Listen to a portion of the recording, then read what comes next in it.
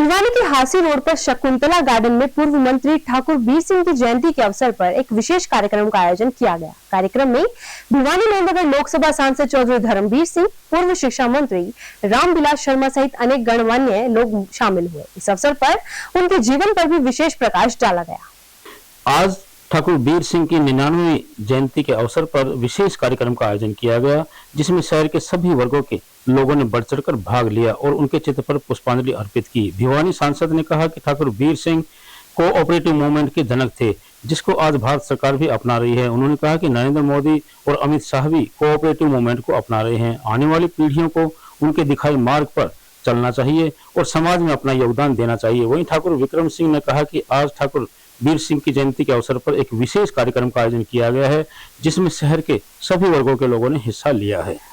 मैं भाई विक्रम जी को बहुत बधाई देता हूं, जो हर साल एक ऐसे महापुरुष, बेशक इनके फादर हों, लेकिन वो एक कोऑपरेटिव मूवमेंट के जन्मदाता थे।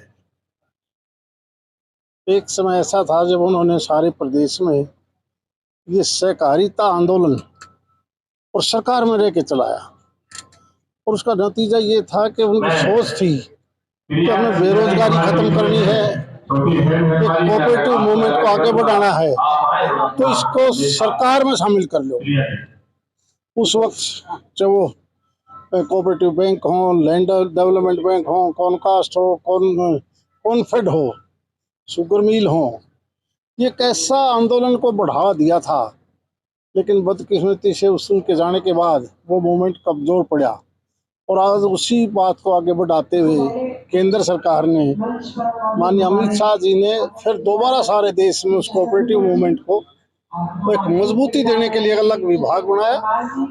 और आप देखते हो कि देर सवेर उसी मूवमेंट के माध्यम से जितने ये कोऑपरेटिव सेक्टर की बैंकिंग हैं, सोसाइटी हैं, उनको भी एक इस प्रकार की लाइन दे दी कि आइए, हम चाहे आने जाने के लिए बसों की बात हो, पेट्रोल पंप या सीएनजी की एजेंसी हो, वो सारा काम जो इंडिविजुअल कहीं इंडस्ट्रियलिस्ट आदमी करता है, उसकी बजाय अगर हम सामूहिक तौर पर पैक्स को ये ताकत दे दें तो हम बहुत तेजी से आगे बढ़ सकते हैं, हमारा भाईचारा भी बढ़ेगा।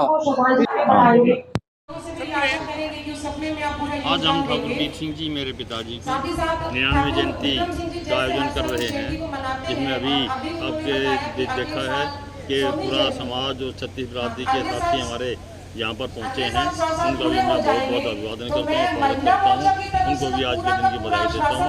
और आज में साथ ही दशहरा का त्यौहार भी है, और आज हमारी नौ ग्रह की देवी हैं, उनकी पूजा भी हुई है, उनका विसर्जन भी हो रहा है। तो उन सबको भी मैं आज दशहरे की और देवी की बहुत ही बधाई और शुभकामनाएं देना चाहता हूँ। यह आयोजन हम और हर वर्ष करते रहें और आगे भी निरंतर करते रहेंगे, जिसे ठाकुर साहब की यादें लोगों के जवान में, और जो जवान साथी हमारे बच्चे हैं उनको भी पता लगे कि ठाकुर साहब ने उस समय क्या क्या काम किए थे, किस प्रकार से काम किए थे, इमरजेंसी में क्या सहा था और क्या। दशहरे की पूर्व संध्या पर लिटिल हार्ट स्कूलों के प्रांगण में लिटिल हार्ट्स परिवार द्वारा विजयदशमी का त्योहार बड़े ही हर्षोल्लास और धूमधाम से मनाया गया। इस अवसर पर विद्यालय के एमडी पवन गोयल, भावना गोयल व प्रबंधक सतीश गोयल ने बताया कि इस प्रकार के त्योहार मनाने से बच्चों का भारतीय संस्कृति के प्रति जुड़ाव बना रहता है। वहीं प्रबंध समिति ने सभी अध्यापकों, अभिभावकों और विद्यार्थियों को विजयदशमी पर्व की शुभकामनाएं भी दी।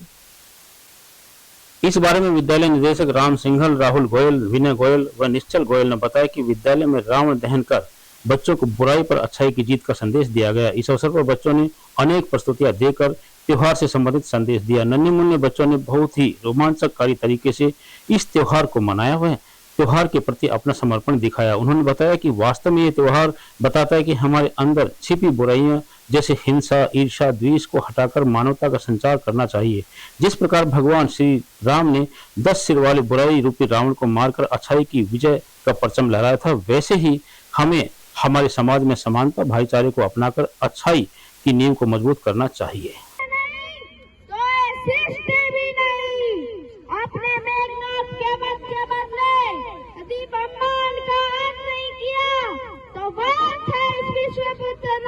जीवन तू भी सुन ले, अयोध्या कुमार राम दशानन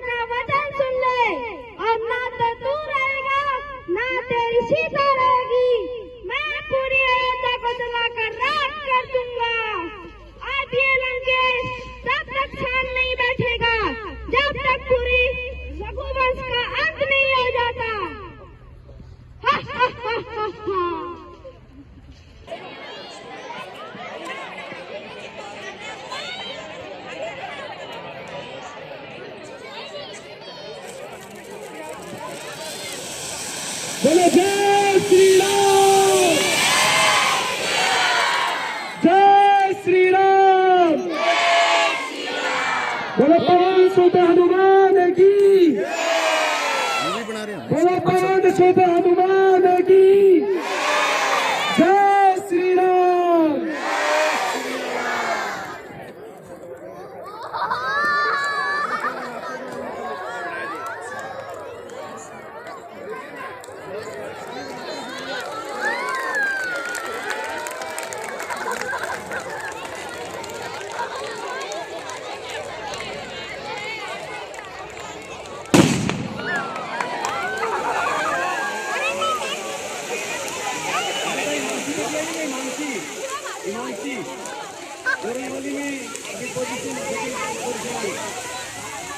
जोरदार क्लैपिंग इस बेटी के लिए लगातार 1 2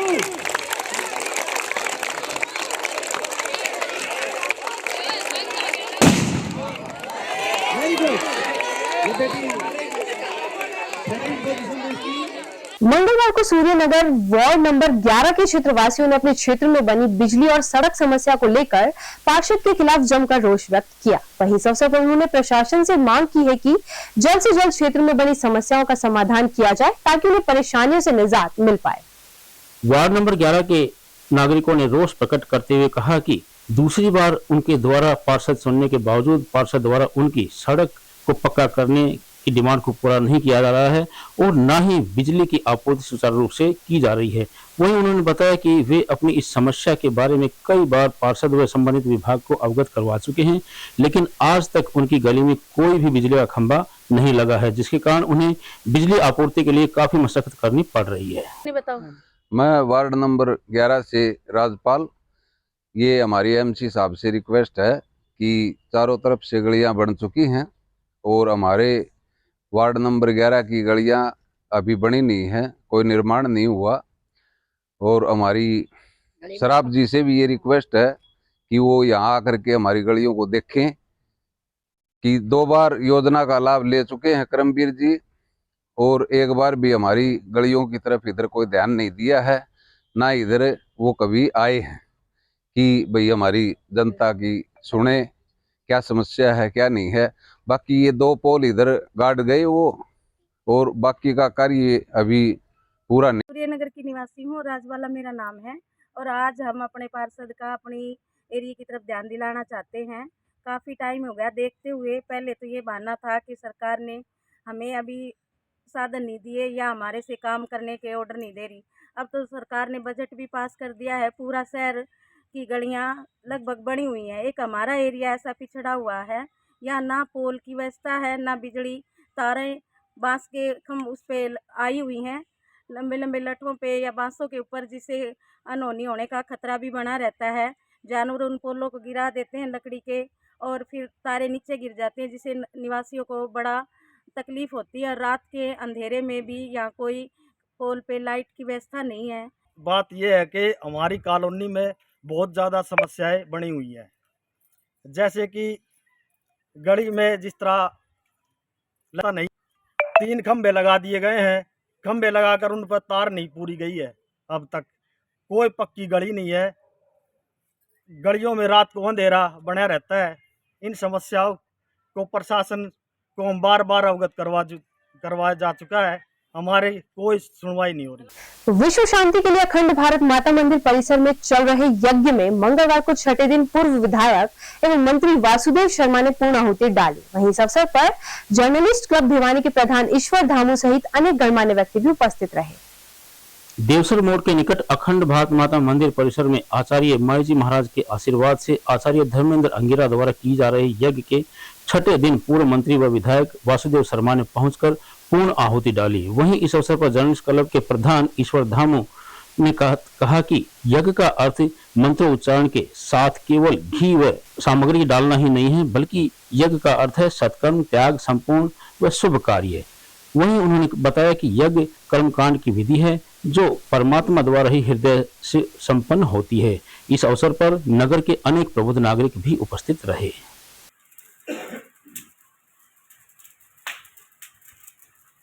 स्वाहा स्वाहा स्वाहा स्वाहा भिवानी के गांव पालूवास में बाबा गोसाई के ब्रह्मलीन दिवस के अवसर पर हवन यज्ञ और भंडारे का आयोजन किया गया। इस अवसर पर गांव पालूवास के ग्रामीणों ने सैकड़ों की संख्या में पहुंचकर हवन यज्ञ में आहुति डाली और भंडारे का प्रसाद भी ग्रहण किया। वहीं इस दौरान अनेक गणमान्य व्यक्ति भी उपस्थित रहे।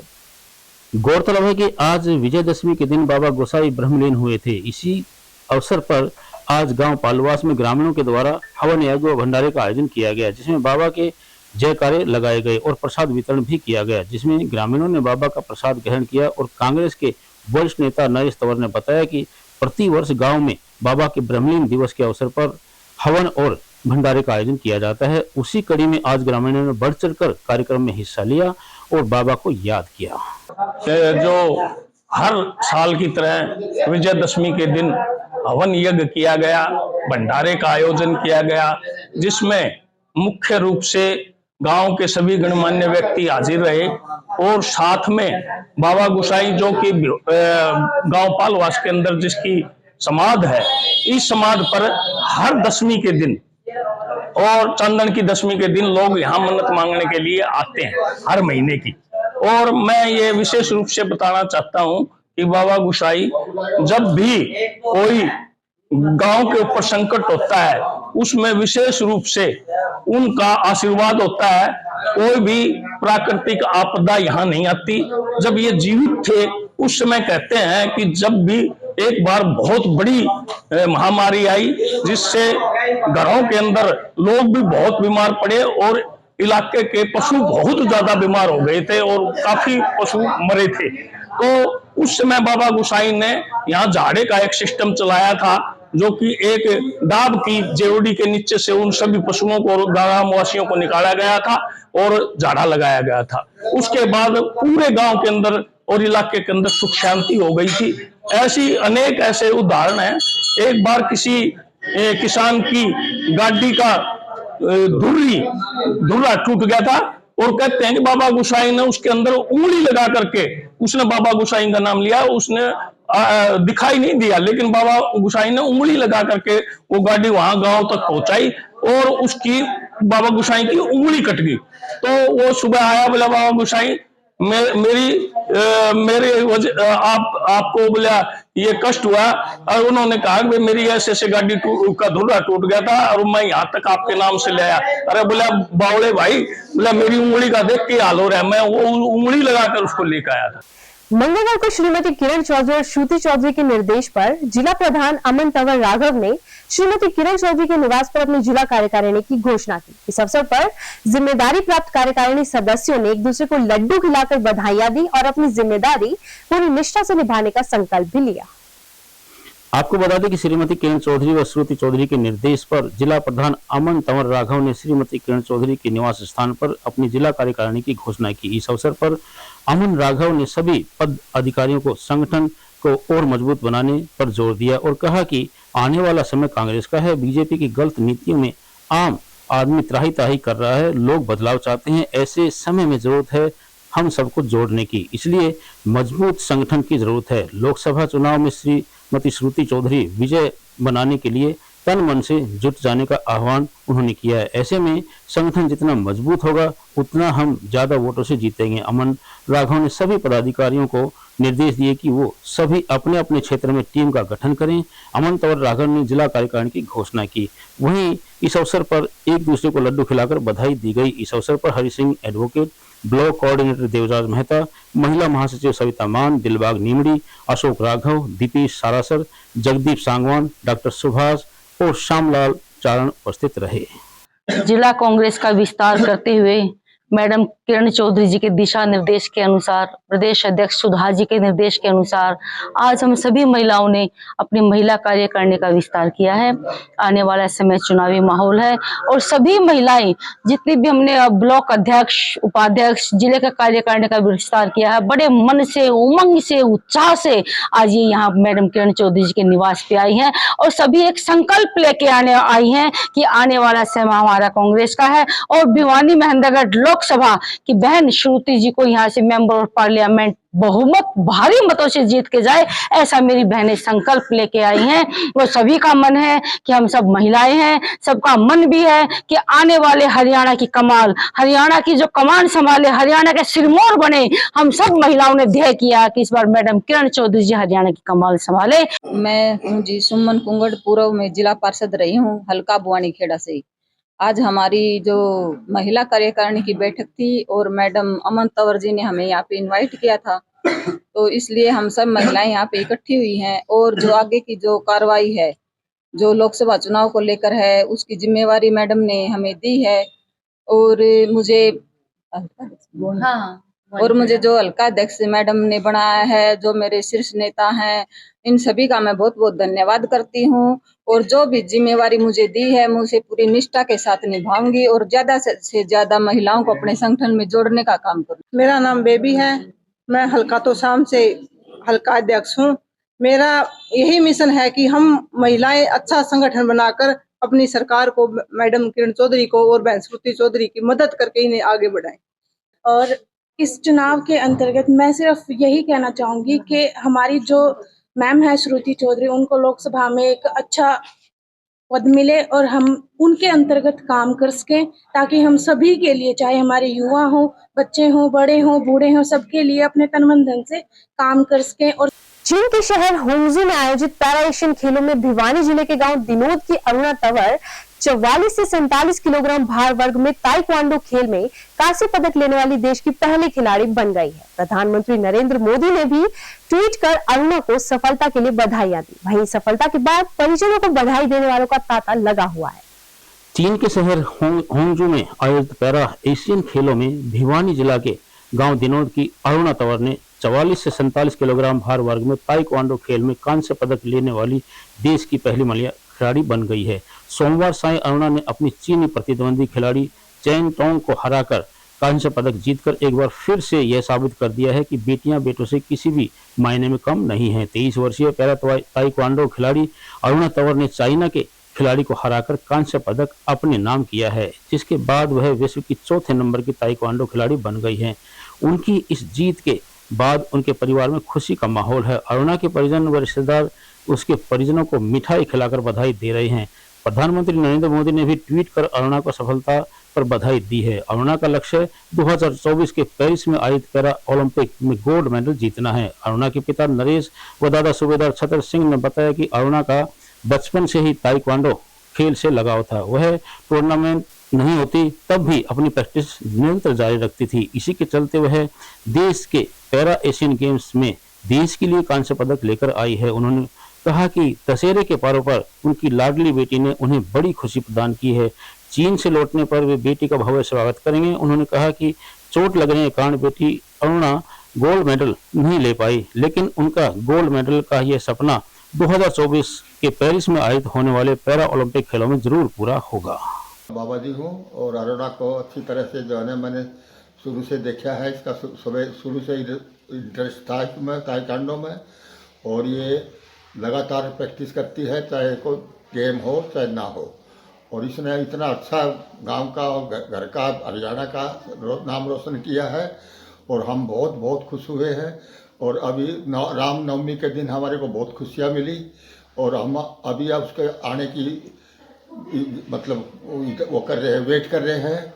और आने के बाद धुनियाड़ा की। मेरा नाम नरेश है, मैं अरुणा का पिता। बेटी चीन में खेल रही थी तो चीन की खिलाड़ी को पराजित करके उसने ये दिखा दिया कि हाँ, इंडिया में, भारत में भी खिलाड़ी है। बिल्कुल बिल्कुल पूरे परिवार का, पूरे हरियाणा का, पूरे देश का, सभी का साथ रहा है। तब सभी ने दुआएं की है, तभी बेटी इस मुकाम पर पहुंची। आज बहुत खुशी है, मेरे लिए बहुत गर्व की बात है। बेटी ने वहाँ चाइना में जाके, उधर उसका मैच था तो क्या नाम है, चाइना में ब्रॉन्ज मेडल निकाला। आज मुझे बहुत बहुत ज़्यादा खुशी है। तो किस प्रकार से बेटी की जीत के लिए? मैंने 9 दिन व्रत किए और उसके भैया हैं रोहित, उसने भी व्रत रखे थे।